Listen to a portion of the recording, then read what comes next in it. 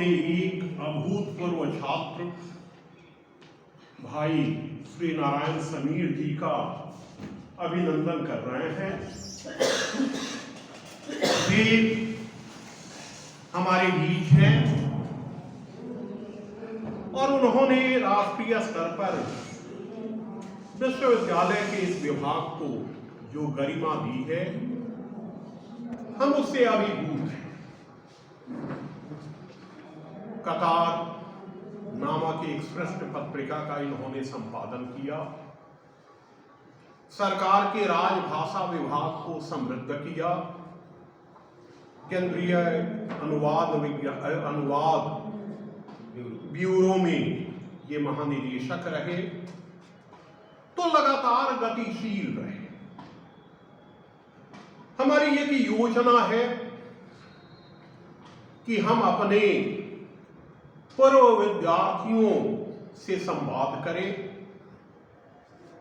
यहां हिंदी विभाग अपनी स्थापना के 70 वर्ष पूरे करने जा रहा है और यह भी एक गौरव का विषय है कि लंगड़ सिंह महाविद्यालय में 1950 में जब 2 विषयों में स्नातकोत्तर की कक्षाएं प्रारंभ हुई तो एक विषय हिंदी के रूप में वहां स्वीकृत हुआ। रामधारी सिंह दिनकर जी वहां अध्यक्ष बन के उपस्थित हुए थे। तो हमारे बीच हमारे भाई, हमारे अग्रज, हमारे बंधु उपस्थित हैं और वे राजभाषा की जो स्थिति है, हिंदी के बारे में कभी नेपाली ने कहा था कि दो वर्तमान को सत्य सरल सुंदर भविष्य के सपने दो, हिंदी है भारत की बोली तो अपने आप समझते दो। हिंदी को कभी सत्ता की बैसाखी की जरूरत नहीं। एक जनभाषा के रूप में, संतों की भाषा के रूप में, सूफियों की भाषा के रूप में इसका विकास होता रहा। तो पहले इनका एकल व्याख्यान होगा और उसके बाद हमारे बीच उपस्थित हैं श्रीमती आशा अरुणा। उनका 7वां काव्य संग्रह यहां लोकार्पित होगा। मंच पर हमारे बीच बैठे हुए हैं डॉक्टर संजय पंकज जी। वे हमारे साहित्यिक राजदूत हैं। अपने साहित्य के माध्यम से, अपनी साहित्यिक सक्रियता के माध्यम से उन्होंने मुजफ्फरपुर को राष्ट्रीय फलक पर महत्वपूर्ण बना दिया है। वे भी हमारे पूर्व छात्र हैं। हिंदी विभाग में उन सबका अभिनंदन है। पीछे लंगड़ सिंह महाविद्यालय के एक अवकाश प्राप्त ऐसे कर्मचारी बैठे हुए हैं जो कभी लंगड़ सिंह महाविद्यालय में प्राण तत्व की तरह थे। मैं उनसे अनुरोध करूंगा कि पिछली कतार में नहीं, वे आगे चले आवे। जोगी जी पीछे से योग नहीं साधे। और हमारे बीच एक और है, यहां आगे कुर्सी है,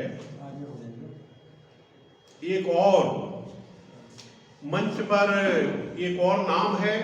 अगले कार्यक्रम में उन पर हम लोग बातचीत करेंगे और मैं चाहूंगा कि राकेश रंजन जी यहां आवे और वे इनका स्वागत करते हुए इन्हें आमंत्रित करें संवाद के लिए। हमारे विद्यार्थियों को आप संबोधित करें और जो हमारे भविष्य हैं उनको आपके व्याख्यान से शक्ति मिलेगी। इसी विश्वास के साथ मैं संचालन के लिए अपने युवा साथी डॉक्टर राकेश रंजन जी को आमंत्रित करता हूं।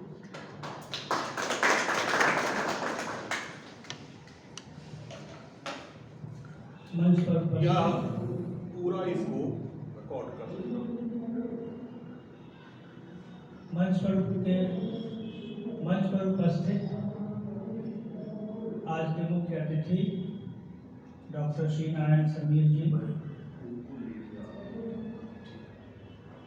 हमारे समय के हिंदी के महत्वपूर्ण कवि डॉक्टर संजय पंकज जी, साधना जी, जिनकी कविता पुस्तक का लोकार्पण आज होना है। सभा में उपस्थित हमारे गुरुजन, साथी, विद्यार्थियों, साथी,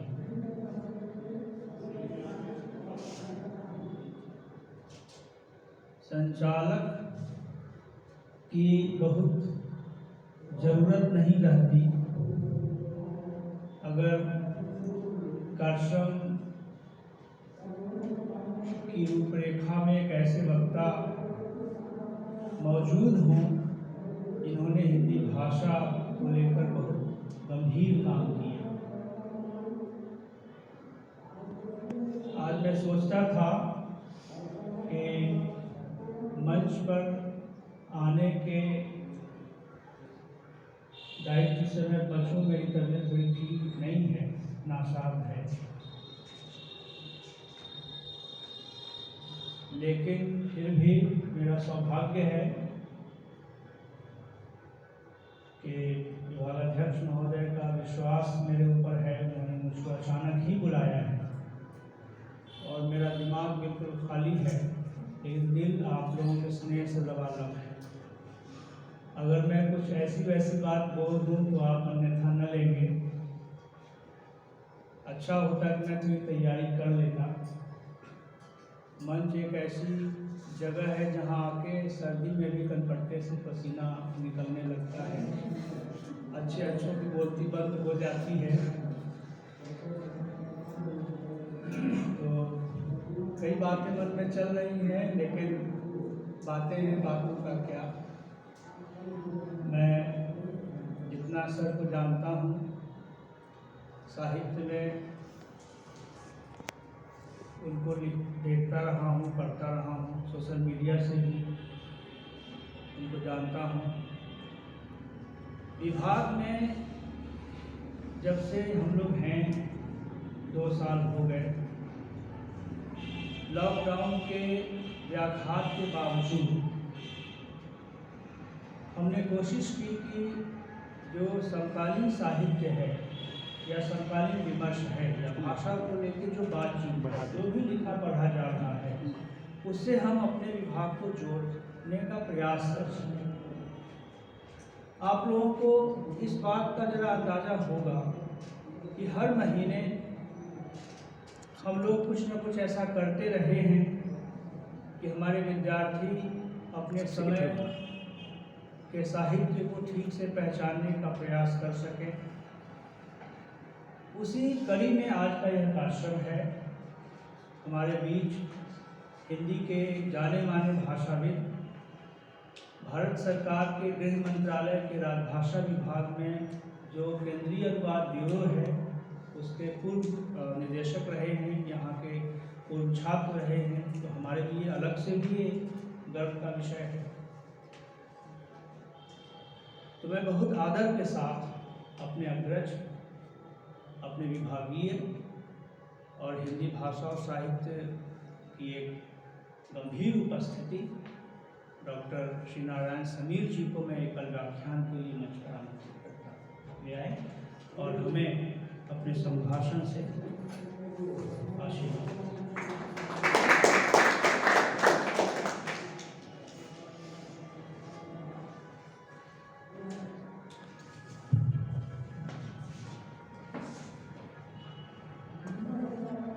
बिहार विश्वविद्यालय स्नातकोत्तर हिंदी विभाग के अध्यक्ष और मेरे अनुजवत श्री उमेश पंकज जी, कवयित्री आशा अरुणा जी और आप सभी विद्वान मित्रों और युवा दोस्तों,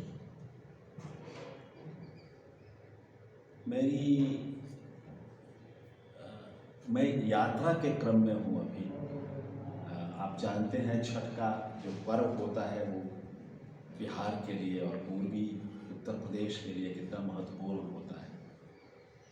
तो इस पर्व के अवसर पर गांव आना हुआ बेंगलुरु से। मैं बेंगलुरु में रहता हूँ और इस कमल एक दिन के लिए यहाँ आया हूँ। कल ही शाम को मुजफ्फरपुर पहुँचा, कल सुबह फिर पढ़ने के लिए निकलूँगा और कल की रात की ट्रेन से मुझे धनबाद जाना है। वहाँ पर मेरी पोती की शादी है। कई तरह की व्यस्तताएं हैं और इस श्रृंखला में एक दिन का पड़ाव था, तो अध्यक्ष जी ने संपर्क साधा और कहा कि जब आप एक दिन के लिए इस शहर में हैं तो विभाग में आइए, कुछ गुफ्तगू तो की जाए। नौजवानों से बातचीत करना है, जो युवा देश के भविष्य हैं, उनसे बातचीत करना हमेशा सुखद होता है और किसी भी जिंदादिल इंसान के लिए हमेशा सुखद होना चाहिए। मुझे अच्छा लगता है। मेरे परिचय में बताया गया कि मैं राजभाषा विभाग में रहा हूँ और गृह मंत्रालय में, ठीक है, कुछ काम किया हमने भी, कुछ उपलब्धियाँ रही, कुछ उल्लेखनीय कार्य किए और ऑनलाइन कर दिया है। जो पहले in service translation training course था उनको हमने सार्वजनिक कर दिया। आप ऑनलाइन जब कभी भी राजभाषा विभाग की वेबसाइट को खोलें, उसमें नीचे केंद्रीय अनुवाद ब्यूरो ब्लिंक करें, वहाँ पर आप जाएं और देखें तो एक सरल प्रशासनिक शब्दावली का 650-52 पृष्ठों का एक संसार खुलता है और उसमें आप बहुत कुछ सीख सकते हैं। इस हनुमानी छलांग के बाद विनोबा भावे ने विश्वविद्यालय और स्कूली शिक्षा को हनुमानी छलांग कहा था। तो इस हनुमानी छलांग के बाद जब रोजगार के लिए उतरेंगे, छलांग का जो दूसरा पड़ाव होगा उसमें वो बहुत काम आएगा। तो आप उसको जरूर देखें, सर्च करें, ऑनलाइन है और वेबसाइट पर। और कुछ और काम किए जो कि सरकारी कर्मचारियों के लिए, सरकारी अधिकारियों के लिए ट्रांसलेशन स्किल डेवलपमेंट का एक प्रोग्राम चलता है केंद्रीय अनुवाद ब्यूरो में।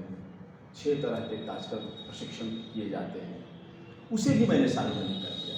अब दुनिया के किसी भी हिस्से में बैठा हुआ आदमी अनुवाद कौशल का विकास अगर करना चाहे, सीखना चाहे अपने प्रयत्न से, तो वहाँ पर जा कर के 6 घंटे 12 मिनट का 21 लेसन का एक कार्यक्रम है, ट्रांसलेशन ट्रेनिंग का प्लेटफॉर्म। उसे भी आप क्लिक करें और उसे अपनी सुविधा के अनुसार अपने फुर्सत से चाहे तो जब कभी किसी भी विषय पर आप अपने इल्म का विकास कर सकते हैं। तो इस तरह के कुछ काम किए और भी कुछ काम किए। स्वांतक सुखाय होगा इसलिए उस पर नहीं जाऊँगा, क्योंकि विश्वविद्यालय है और आप सब उच्चतर अध्ययन के युवा दोस्त हैं, तो आपके लिए साहित्य के बारे में और जीवन के बारे में कुछ बातचीत की जाए। मुझे लगता है कि वही ज़्यादा प्रासंगिक होगा। देखिए, हम आइंस्टीन को बहुत ऊंची निगाह से देखते हैं। हम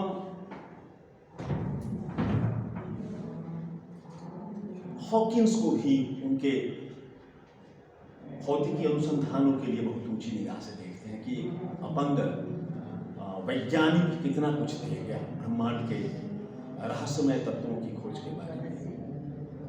हम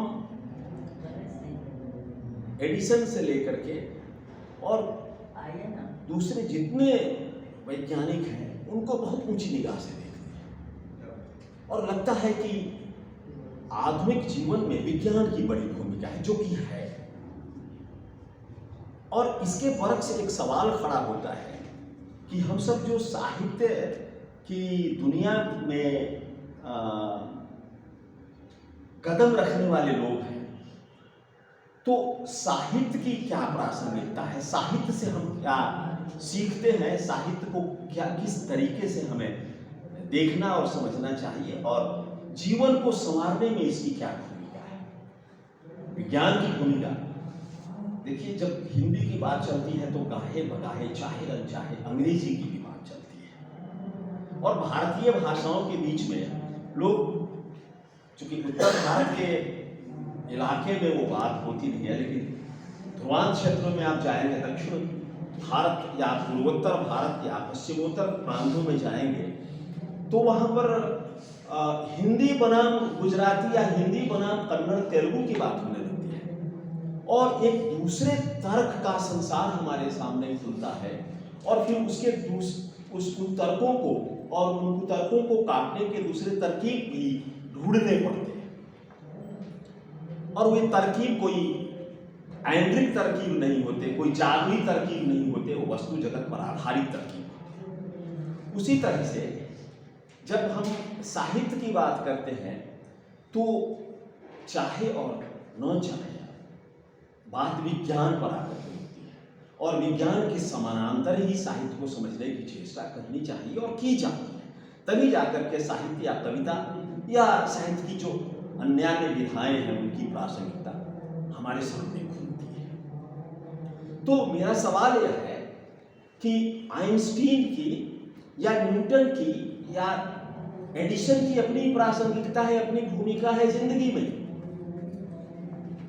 शेक्सपियर की क्या भूमिका है, तुलसी की क्या भूमिका है, कबीर को हम क्यों पढ़ें, दिनकर की प्रतिमाएं हम पर लगाई गई है, दिनकर को क्यों पढ़ें, निराला की संगति क्यों करें, यह सवाल बनता है और वाजिब सवाल बनता है। और यह सवाल अगर आपके मन को उद्वेलित न करे तो मेरी चेष्टा है इस बातचीत के माध्यम से कि आपको इस उद्वेलन का शिकार होना चाहिए।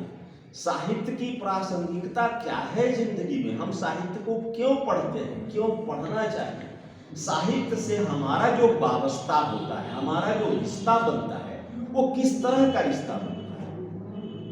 और इसी विचार को जब आप आगे ले जाते हैं, जब सोचने लगते हैं तो गहराई में जाने पर आप पाएंगे कि जिंदगी को संवारने में जिस किस्म की मदद विज्ञान करता है, जिंदगी को खुशहाल, खुशनुमा और सुखद बनाने में उसी स्तर का काम, उसी महत्व का काम साहित्य का भी होता है। साहित्य किसी भी अर्थ में विज्ञान से कमतर नहीं, इसको समझ लेने की जरूरत है। और जब आप इसको समझेंगे तो फिर आपका मनोबल ऊंचा होगा, फिर आपको लगेगा कि आप जिंदगी की रेस में जब जाएंगे और नौकरी रोजगार के लिए के जीवन में प्रवेश करेंगे तो आप अपने को किसी से हीन और कमतर नहीं महसूस करेंगे। महत्वपूर्ण यह होता है कि आप चीजों को एट पार विथ रख करके अपने धरातल पर अपने को खुद किसी भी ऊंचे से ऊंचे आसन के समकक्ष अपने को रख करके सोचें। इतना साहस और इतना मनोबल आप में होना चाहिए। और इस विश्वविद्यालय शिक्षा का काम यही है कि आपके मनोबल को संबलित करे, आपके मनोबल को परिपूर्ण करे, ऊंचा उठाए। तो मेरे जानते, मेरी समझ से साहित्य का जो पहला काम होता है वह मनुष्य की संवेदना का विकास करता है। साहित्य का पहला काम होता है, साहित्य की संगति से जो हम पहली सीख हासिल करते हैं, पहला पाठ जो अर्जित करते हैं वह यह कि हम मनुष्य बनने का तालीम अर्जित करते हैं। साहित्य मनुष्य को मनुष्य बनाने का विवेक जागृत करता है। वह एक जागृत मनीषा हमारे अंतर्मन में भरता है और उद्वेलित करता है। साहित्य मनुष्य को और बेहतर मनुष्य बनाता है। और साहित्य का जो सबसे बड़ा धर्म होता है, सबसे बड़ा जो काम होता है, सबसे बड़ा जो सरोकार होता है वह होता है जीवन को खुशहाल बनाना, जीवन को सुंदर बनाना और जीवन को सुंदर सातत्य की राह पर ले जाने के काम में साहित्य जिन औजारों को चुनता है उनमें पहला औजार होता है संवेदना और करुणा। करुणा बड़ी थाती होती है। करुणा की भाव भूमि पर खड़ा होकर के आदमी आदमियत के भाव को अर्जित करता है। उस मनुष्य में जो दया है, जो ममत्व है, जो सहजता है, जो विवेक है, जो उसकी चिंतन प्रणाली है, उसको धारदार बनाने का काम साहित्य की संगति से मनुष्य अर्जित करता है। और उसकी संवेदना जितनी प्रौढ़ होती है उतनी ही सहज होती है। यानी कि जितनी उसमें मनुष्य की विचार प्रणाली में, मनुष्य के चिंतन तंत्र में जितनी व्यापकता और गहराई आती है, मनुष्य उतना ही सहज और सरल होता जाता है। वो जिसे कहा गया ना कि water seeks its own level, पानी अपना तल ढूंढ लेता है। तो साहित्य की संगति में जो सबसे पहला काम होता है कि मनुष्य, साहित्य की संगति करने वाला व्यक्ति अपनी सतह पर खड़ा होना सीखता है और वह जमीन से जुड़ने की तालीम अर्जित करता है। जमीन से जुड़ता है, चाहे वह जितना गुणी हो जाए, चाहे वह जितना ऊंचे से ऊंचे आसन पर को ग्रहण कर ले, उसके पांव हमेशा धरती पर रहते हैं। वह वायवीय नहीं होता है। साहित्य वायवीय होने का प्रतिकार करता है। इसलिए साहित्य की संगति अच्छे मनुष्य बनाने के लिए और मनुष्य समाज को सुंदर सुखद रहने योग्य बनाने के लिए जरूरी होता है। ये पहला काम। दूसरा काम जो साहित्य की संगति से मेरी समझ में आता है वह यह है कि हमारे अंदर, जिसको विवेकानंद ने कहा ना कि उत्तिष्ठत् जागृत प्राप्य वरेण्य बोधा, साहित्य की संगति से हमारे अंदर उस चेतना का बोध होता है। वह विचार, हमारी वह विचार प्रणाली और व्यापक होती है और जागृत होती है और तीव्र होती है, जिसके आधार पर हम अहंकार को स्वनिर्णय के आधार पर त्याज्य मानने लगते हैं, अहंकार को, और साथ साथ अपने को लोक से जोड़ने का विवेक अर्जित करने लगते हैं। साहित्य की असल संगति हमेशा मनुष्य को उसके लोक से, उसके समाज से आदमी बनाते हुए मनुष्य जाति से प्यार करने की शिक्षा देता है। आप याद कीजिए, कहा कि सुंदर है विहग सुमन सुंदर, मानो तुम सबसे सुंदरतम। पंत की पंक्ति है ना, सुंदर है विहग सुमन सुंदर, मानो तुम सबसे सुंदरतम। तो ये हमारे पूर्वज कवि की जो यह पंक्ति है कि मनुष्य सबसे सुंदरतम जीव है इस धरती का, यह विवेक साहित्य से आता है।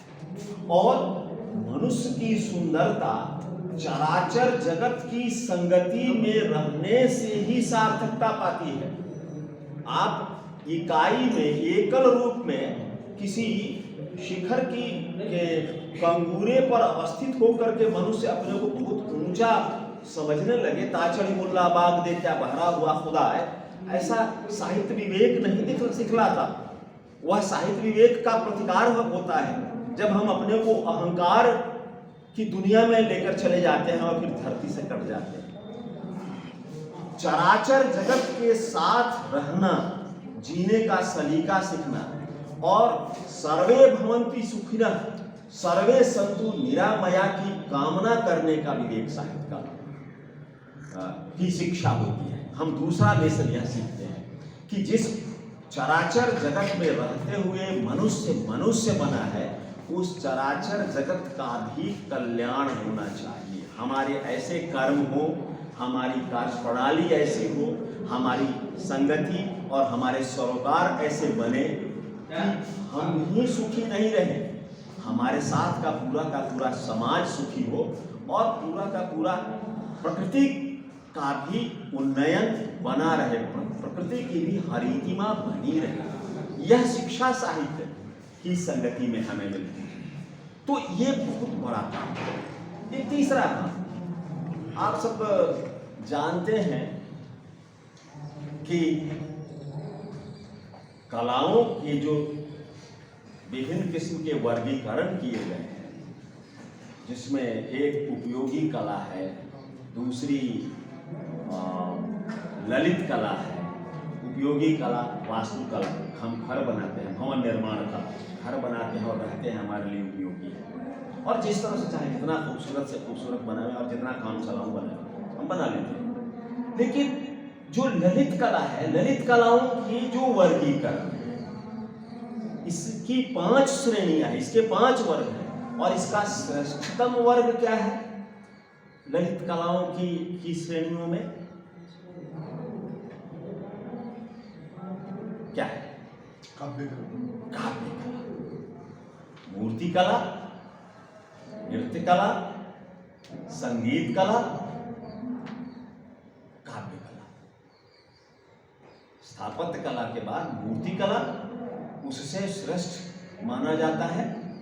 मूर्ति कला से जिसमें छेनी चाहिए, हथौड़ा चाहिए, लकड़ी चाहिए, पत्थर के टुकड़े चाहिए और संग तराशू से जिस तरह से चाहे तराशता है और फिर वह कलात्मकता उभर करके आती है और हमारे मन और प्राण को मुक्त करती है। हम उससे सम्मोहित होते हैं। सम्मोहन जहाँ है कला वहाँ है। तो मूर्ति कला, उसके बाद नृत्य कला, एक देह चाहिए और देह की तरह तरह की नृत्य भंगिमाएं होती हैं और फिर हम उससे सम्मोहित होते हैं। स्थूल अवयव की मांग करती है ये कलाएं, चाहे वो मूर्ति कला हो या नृत्य कला। उसके बाद संगीत कला, स्वरों का तान आरोह और अवरोह होता है।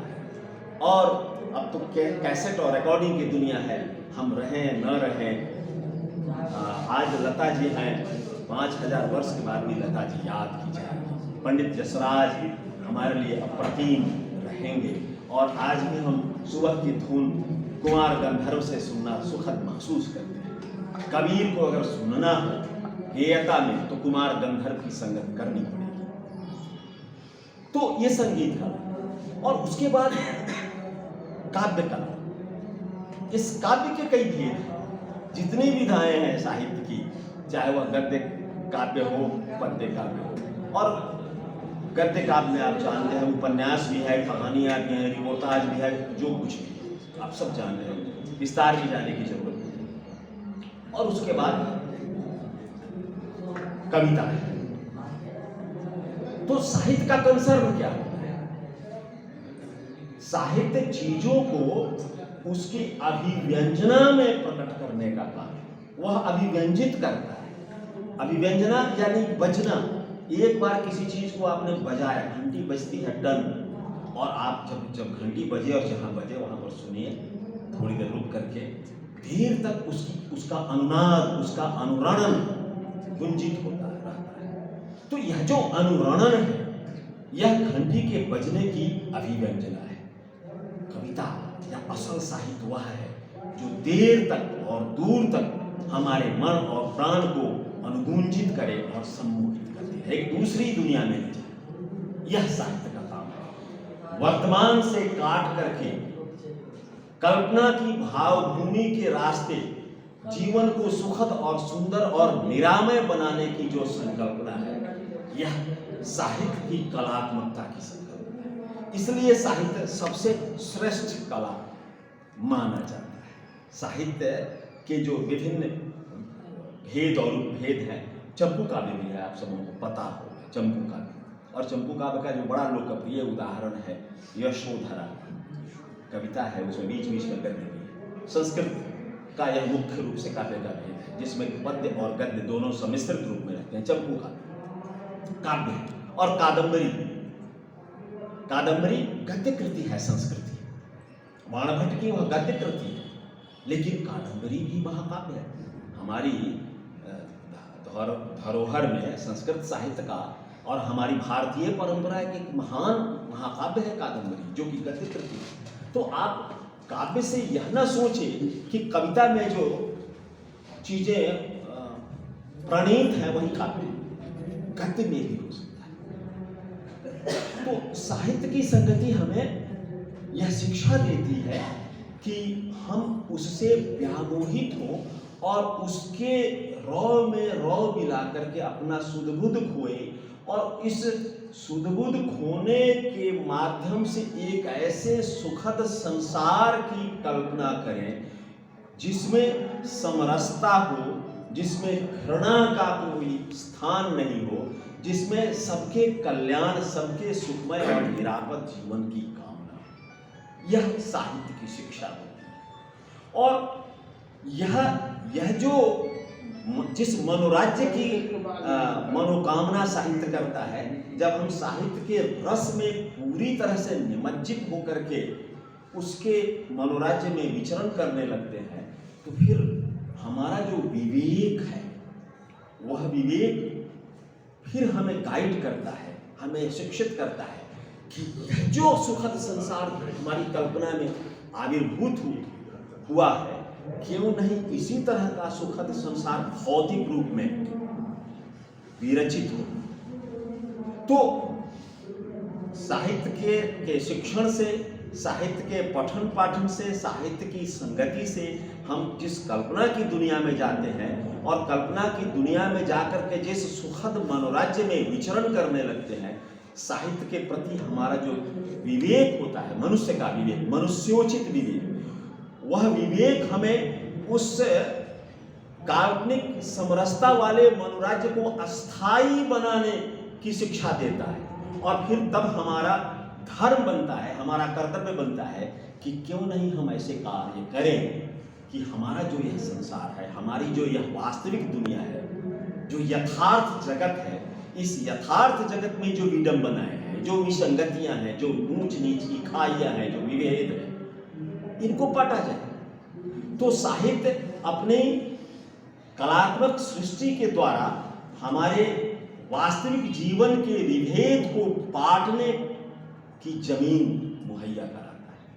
इसलिए साहित्य की संगति हमारे लिए समरसता की संगति होती है, हमारे लिए एक सुखद, सामंजस्यपूर्ण और समानता पर आधारित समाज के निर्माण की कामना होती है। हम साहित्य की संगति इसलिए करते हैं, मान लिया जाता है आज का जो जीवन है उसमें राजनीति सबसे बड़ी प्रेरक शक्ति है, सबसे बड़ा कारक है, सबसे बड़ा फैक्टर है राजनीति। प्रेमचंद ने कभी कहा था 1936 में प्रगतिशील लेखक संघ के स्थापना सम्मेलन लखनऊ अधिवेशन में कहा था कि साहित्य का काम राजनीति के आगे आगे मसाल लेकर चलने वाली, राह दिखाने वाली सच्चाई है। ये राह दिखाने वाली सच्चाई क्या है? आज के जमाने में सबसे बड़ी, प्रेमचंद की उस उक्ति की सबसे बड़ी प्रासंगिकता अगर बनी है तो हमारे वर्तमान दौर में बनी है, जब राजनीति, गौरव पांडे का एक गीत है कि पहिले वहीले, भोजपुरी गीत है, पहिले वहीले जब वोट मांगे आगे भइले तो कहे लगले ना तोरे आंगन छवई। बहुत लंबा गीत है, बहुत खूबसूरत गीत है और इसमें वो उपलब्ध है, आप नेट पर जाकर खोज सकते हैं। तो ये जो 5 वर्षों पर जो वे आते हैं और जो सब्जबाग दिखाते हैं और आने के बाद उनका जो रिश्ता होता है हमारे साथ और वहाँ जाने के बाद, सदन में जाने के बाद जो आंखें बदल जाती है, जो नज़र फेर लेते हैं और जो करने लगते हैं, तो जो लेसन, जो कार्य था, जनता ने जो कार्यभार सौंपा था राजनीति को, राजनीति जब उस कार्यभार को पूरा करने में फेल कर जाती है तो यह फिर यह शिक्षा, यह पाठ जो है, यह दायित्व जो है साहित्य के आगे वह कार्यभार खड़ा हो जाता है। तब साहित्य के जो सपूत होते हैं, साहित्य के जो नायक होते हैं, साहित्य के जो शिक्षक होते हैं, साहित्य की संगत करने वाले आप सब जो होते हैं, यह आपका कर्तव्य बनता है कि आगे बढ़ें, मोर्चा संभालें और समाज को समरसता और सामंजस्यपूर्ण बनाने और एक जीने लायक समाज बनाने के लिए प्रयत्नशील हैं। इसलिए मनुष्य का काम सिर्फ इतना नहीं है कि बहुत सारे पसीने बहाएं, श्वेत निकालें और अच्छे रिजल्ट लाएं और IAS सिविल सर्विस परीक्षा क्रैक करें और उसके बाद जाएं तो हम भी वहाँ पर जाकर के नजर फेर लें। मनुष्य होने के नाते हमारा सबसे बड़ा कर्तव्य यह है कि जिंदगी की जद्दोजहद में जिस मुकाम पर भी हम जाएं, हम अपने कंसर्न को, अपने सरोकार को हमेशा याद रखें कि उद्देश्य क्या है। देखिए, जन्म एक ही बार मिलने वाला है, दूसरी बार कोई जन्म होगा कि नहीं होगा, पुनर्जन्म होता है कि नहीं, अगर होता भी है तो हम मनुष्य ही बनेंगे, भारत में ही होंगे या जाम्बिया में चले जाएंगे, इसकी क्या गारंटी। एक जिंदगी मिली है और इस जिंदगी में अपनी जिंदगी को भी खूबसूरत करनी है, अपने परिवार की जिंदगी को भी संवारना है, परिवार के रास्ते समाज और समाज के रास्ते देश, और जब देश सुखद होगा, सुंदर होगा, तो विश्व भी सुंदर होगा ही। क्या कारण है और कहां से ताकत मिलती है कि शी जिनपिंग कल जो बाइडेन से वीडियो कॉन्फ्रेंसिंग पर मीटिंग करता है 2 शिफ्टों में 3 घंटे, और कहता है कि ये आग का चलता हुआ ये मामला है, और ये उसका जो पड़ोसी देश है चीन का, जिसको हम लोग अपने विद्यार्थी जीवन में समाज अध्ययन में लाल चीन कहते थे, क्या नाम है उस देश का? चीन का जो पड़ोसी है जिस पर बार बार वो एयर अटैक कर रहा है, ताइवान। क्या कहता है? ताइवान के मसले पर दुनिया को आगाह कर रहे हैं कि आप मत बोलो, ये हमारा आंतरिक मामला है, और इतिहास ने हमें जो एक कार्यभार दिया है उस कार्यभार को पूरा करने का समय आ चुका है, हम करेंगे। और यह आग का एक ऐसा जलता हुआ क्षेत्र है कि इस बीच में जो पड़ेगा धधक मरेगा, जल जाएगा। कहां से शक्ति मिलती है चीन को कि वह इस तरह की हुंकार करता है और दुनिया की ताकतों के सामने इस तरह से रीढ़ तंग करके खड़ा होता है और कहने लगता है, ललकारने लगता है। वह सारी की सारी शक्ति हमारी और आपकी शक्ति है, जनता की शक्ति है। जनता जब एकजुट होती है, एकताबद्ध होती है, जब देश के लिए संकल्पबद्ध होती है, तो वही देश सुंदर होता है, सुभग होता है, और तभी जाकर के सुंदर है सुमन सुंदर है विहग सुमन सुंदर मानो तुम सबसे सुंदर, तभी जाकर के वह संकल्प चरितार्थ होता है। इसलिए आप सब में जो प्रबुद्ध जन है, आप नौजवान दोस्तों से मैं जो मुखातिब हूँ, तो मेरी गुजारिश है, मेरा विनम्र निवेदन है कि केवल फैशन और अपना जीवन और परिवार यह जीवन नहीं है।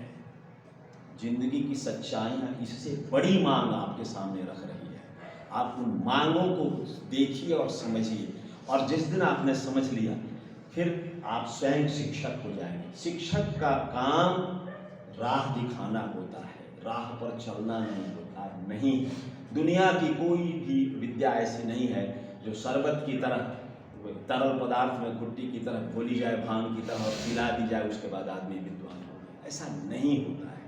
आपको राह बताने वाले जिस गुरु और गोविंद वाली बात है, गोविंद से आगे गुरु तभी होता है, और इसलिए होता है कि वह राह बता देता है। वह आपके दिमाग में एक बल्ब जला देता है, और उस जलते हुए बल्ब की रोशनी में आपको अपनी राह तलाशनी होती है, और राह का राही बनना होता है। तो राहों के अन्वेषी बनिए, राहों के अंधभक्त ना बनिए, राहों के राही न बनिए। राहों के राही तो बनना ही है, मगर अपने जीवन और अपने लक्ष्य के लिए राहों की तलाश भी करनी है। और जब हमारे अंदर साहित्य की संगति से जागृत विवेक आएगा, तो हम राहों की तलाश भी करने लगेंगे। एक बात। दूसरी बात मैं कहना चाहता हूँ, एक और बहुत संक्षेप है, ज़्यादा समय नहीं लेना, अगर लिए या तो क्षमा करें, 4 मिनट और बोलूँगा। हम कविता क्यों पढ़ते हैं, और आज की कविता के बारे में आप सब क्या सोचते हैं? कविता चूंकि सबसे लोकप्रिय विधा है, कविता बार बार पढ़ी जाती है, कविता बार बार किन्हीं न किन्हीं रूपों में हमारे सामने आती है, और हमारे लिए कभी पगबाधा भी बनती है, और हमारी वह शक्तिपुंज बनकर हमें ताकत भी देती है। तो कलाओं में श्रेष्ठतम कला है कविता, सपाट बयानी नहीं होती है। कविता कलात्मक होकर के ही सार्थक होती है। तो कविता में अगर अभिव्यंजना है तब तो कविता सार्थक हुई। और साहित्य में, पूरे साहित्य, कविता के बहाने मैं पूरे साहित्य की बात करता हूँ। जब वो खाला कहती है अलगू चौधरी को जुमन शेख की खाला है ना, अलगू चौधरी की खाला नहीं है, जुमन शेख की खाला है। लेकिन खाला कहती है कि तो क्या बिगाड़ के डर से ईमान की बात नहीं करोगे? और उसका जाग सोया हुआ विवेक जग जाता है उस अलगू चौधरी का, कहता है ठीक है खाला जाओ, मैं आऊंगा पंचायती में। और प्रेमचंद क्या बोलते हैं? प्रेमचंद बोलते हैं कि हमारे सोए हुए क्या है, धर्म और विचार की दुनिया चाहे जितनी सोई पड़ी रहे, ऐसा ही कुछ है, ठीक से मुझे याद नहीं आ रहा है, लेकिन ललकार सुनकर के वह जागृत हो जाता है।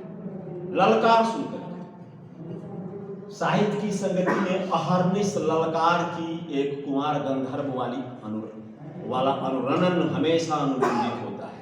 हम जब उसकी सही संगति करते हैं तो वह जो ललकार है वो हमें सोने नहीं देती है, हमारी चैन, हमारा सुख, हमारी नींद सब कुछ को ले लेती है और हमें सामाजिक होने, सही संदर्भों में सामाजिक होने की राह दिखाने लगती है। साहित्य की संगति, चाहे वह कविता की संगति, सबसे बड़ा जो काम करती है वही काम करती है। और यही काम कविता या साहित्य का जो वैयक्तिक बोध वाला लेखन होता है, जिसमें कवि स्व को लिखता है, वहां पर भी यह काम चुकता नहीं है, वह पृष्ठभूमि में नहीं जाता।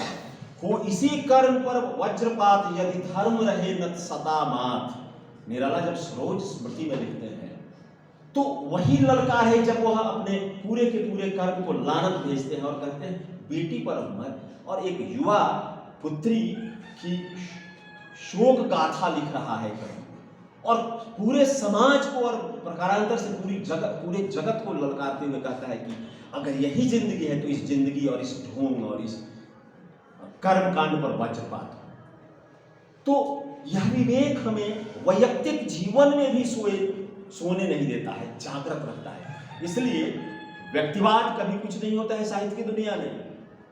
प्रेम, सबसे सुंदर प्रेम की जो अभिव्यक्ति है वह हमेशा सामाजिक जुड़ाव की अभिव्यक्ति है। आप कल्पना कीजिए कि कविता की जो उद्भावना जिस श्लोक से होती है, मान ईशात प्रतिष्ठान त्वम गमः शाश्वती समा यत् क्रौंच मिथुना देवक मवधि काम मोहित।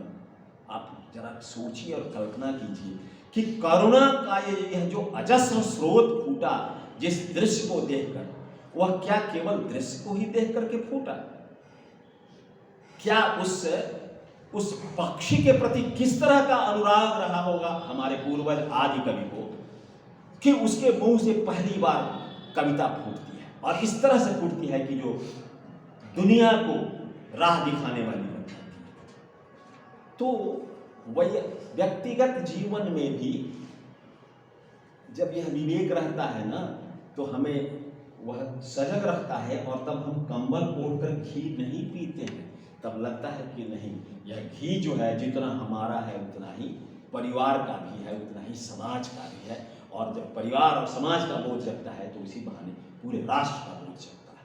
तो साहित्य की संगति इस तरह से आदमी को व्यक्ति से ऊपर उठा करके सामाजिक और राष्ट्रीय और आज के दिन तो राष्ट्रवाद का बड़ा राग आलापा जा रहा है, लेकिन यह राष्ट्रवाद जो है, इस राष्ट्रवाद में सामाजिकता की एक बहुत बड़ी लय है, एक बहुत बड़ी श्रृंखला है, जिसमें सारे के सारे लोगों, कहा ना कि सर्वे भवन्ति सुखिनः सर्वे सन्तु निरामया की कामना है। तो इस अवसर पर क्योंकि मैंने देखा कि अभी अध्यक्ष जी आए भी और देखा कि मैं बोल रहा हूँ और बोलने की धारा में हूँ, तो फिर चले गए। मैं इन्हीं शब्दों के साथ अपनी बात यहाँ पर स्थगित करना चाहूँगा। स्थगित हो नहीं रहा हूँ। आप में से मित्रों, आप में से कुछ अगर सवाल हो तो पूछिए, क्योंकि यह मोनोलॉग नहीं होना चाहिए, एकांगी बातचीत नहीं होनी चाहिए। हमेशा डायलॉग अच्छा रहता है, बातचीत। अगर कोई जिज्ञासा, हमारी बातचीत से कोई जिज्ञासा बनी तो आपका स्वागत है, पूछिए, उस पर कुछ बातचीत हो, फिर हम अगले कार्यक्रम में चाहिए। करने में ही नहीं होगा, किसी का बेधड़क होकर पूछिए, संकोच की जरूरत नहीं है। हम भी कभी आप ही की तरह इन्हीं कतारों में बैठते थे और यही विश्वविद्यालय है। कुछ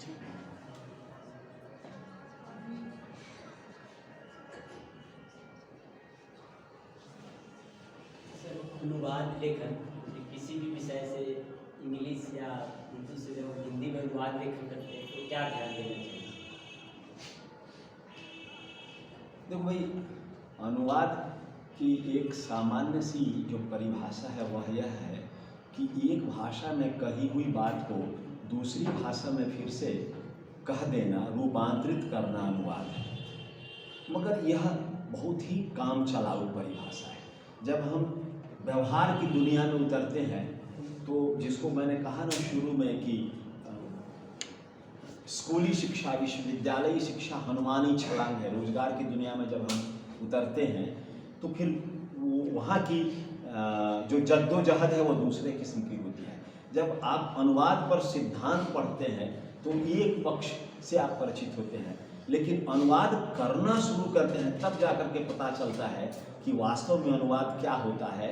और नित्य नूतन तरकीब आपको ढूंढने पड़ते हैं अनुवाद करते हुए। जैसे मैं आपको कहूँ कि birds are same feather flock together,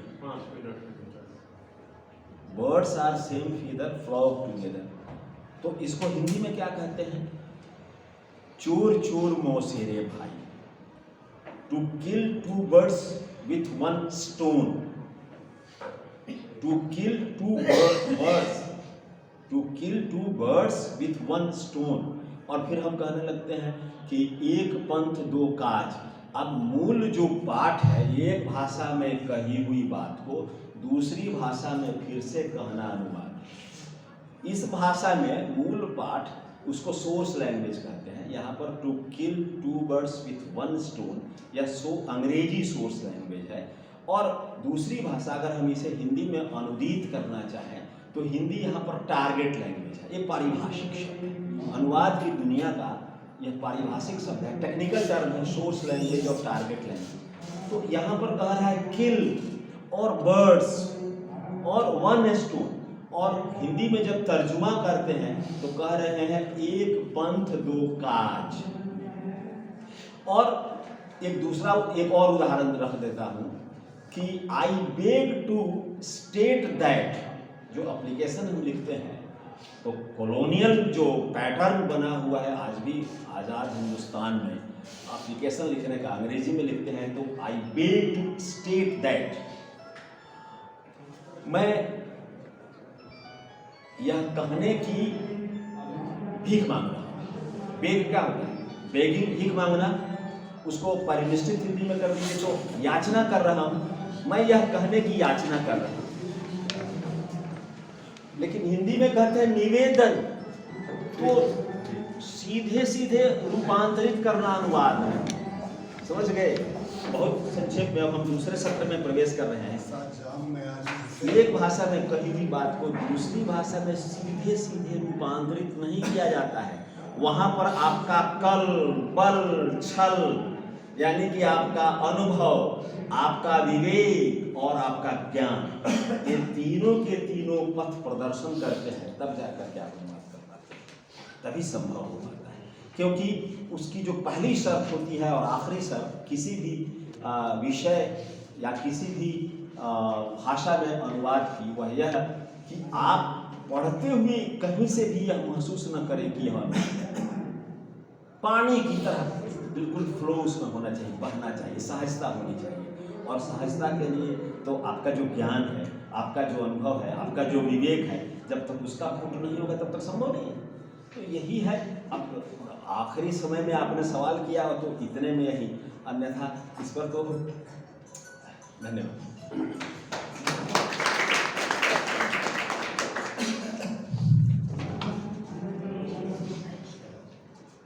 तो यह अतीत और वर्तमान का संवाद था। हमारे पाठ्यक्रम में प्रयोजन मूलक हिंदी एक पत्र है भाई श्री नारायण समीर इस क्षेत्र के मानक विद्वान हैं। क्षेत्र चाहे रचना का हो, आलोचना का हो या भाषा प्रयोग का हो, सब में इन्होंने अपनी दक्षता सिद्ध की है। मैंने इनके विभाग में इनका स्वागत किया था और अब हमारे बीच एक ऐसे व्यक्तित्व उपस्थित है जिन्हें हम लोग अपना मार्गदर्शक मानते हैं। प्रोफेसर मधुसूदन प्रसाद श्रीवास्तव जी साहित्य और दर्शन दोनों में गंभीर हस्तक्षेप करने वाले विद्वान हैं। एक कवि के रूप में, एक आलोचक के रूप में, एक दार्शनिक के रूप में और एक प्रशासक के रूप में इन्होंने इस गुरुकुल के यश का विस्तार किया है। हिंदी से इनका बहुत गहरा संबंध है और जब भी हम इन्हें बुलाते हैं ये अपनी व्यस्तता के बावजूद हमारे बीच आते हैं। पहले आपको बताया गया था कि आज का कार्यक्रम 2 चरणों में है। एकल व्याख्यान है भाई श्री नारायण समीर जी का। उन्होंने आपको उद्बोधित किया, उन्होंने भाषा के संबंध में, उन्होंने अनुवाद के संबंध में आपसे बातचीत की।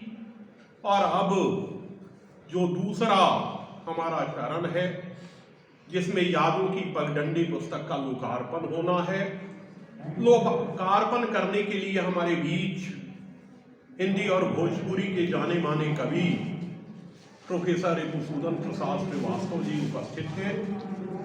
इस विश्वविद्यालय में ये दर्शन विभाग के अध्यक्ष रहे, मानविकी के संकायाध्यक्ष रहे, कुलानुशासक रहे, समन्वयक महाविद्यालय विकास परिषद रहे और भूपेंद्र नारायण मंडल विश्वविद्यालय में कुलपति के रूप में इन्होंने उस विश्वविद्यालय का एक तरह से निर्माण ही किया। इनके विभाग में इनका स्वागत है और मैं आमंत्रित कर रहा हूं भाई राकेश रंजन को कि वे कार्यक्रम के इस चरण को, इस सत्र को संचालित करें।